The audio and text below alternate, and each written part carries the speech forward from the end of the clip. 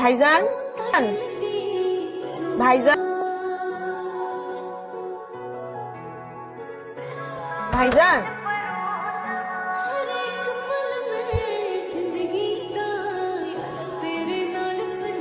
কি ভাইজান ভাবি কই? শাওয়ারে গেছে। গোসলে গেছে। আচ্ছা, ভাবি আসলে কই খালাম্মা ডাকছে। মোটামুটি কর। আরে ও আব্বু এরকম করতেছো কেন? একটু ঘুমাবো। আব্বু, এই, আরে আব্বু আব্বু আব্বু আব্বু